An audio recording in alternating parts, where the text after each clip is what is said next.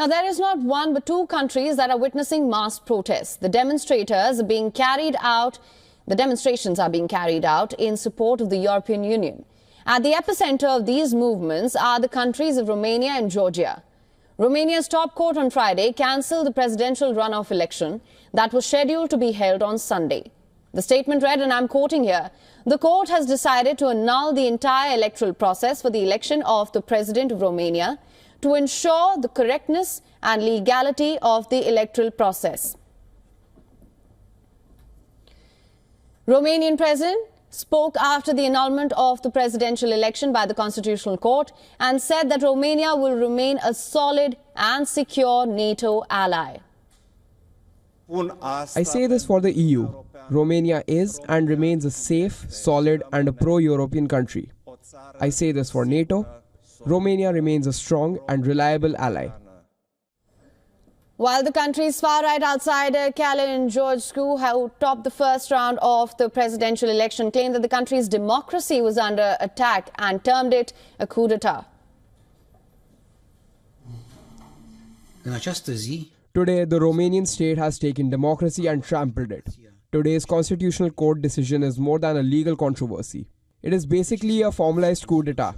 The rule of law is in an induced coma, and justice, which is subordinated to political orders, has practically lost its essence. Now, the decision comes amid allegations of election interference by Russia and a wave of protests and rallies in the country. On Thursday, thousands rallied in support of the pro-European presidential candidate, just days ahead of the now scrapped presidential runoff. Many were seen waving European Union flags and chanting slogans of freedom. While in Georgia, thousands took to the streets in the capital Tbilisi, demanding that the government resume the process of gaining a European Union membership. The ruling Dream Party had suspended talks on accession to EU last week, and that decision triggered mass demonstrations and rallies outside the parliament. In the first round of the elections last month, far-right leader Georgescu established himself in the comfortable lead.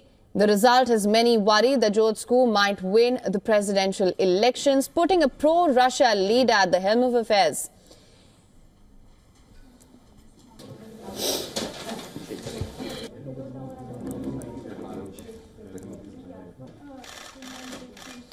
His rising popularity also has raised concerns over Romania's future with EU and NATO, but with elections now scrapped, political uncertainty has increased for the country. Over in Georgia, elections are long over. Even though the opposition has been contesting the result for weeks, the ruling party continues to make waves. Leaders from several opposition parties are actively involved in the pro-EU protests, which have entered the second week.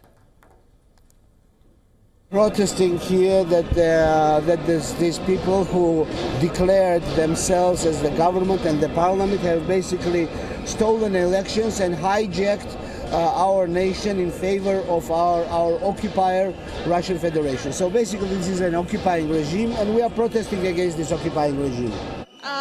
If we want freedom, we need to fight for freedom. So it is dangerous to be here, but it is worth it.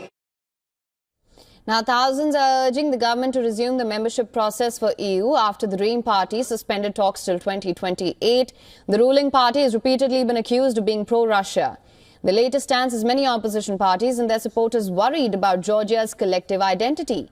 For a few years now, many have been batting for a more substantial European identification, and accession to EU was a step in that direction.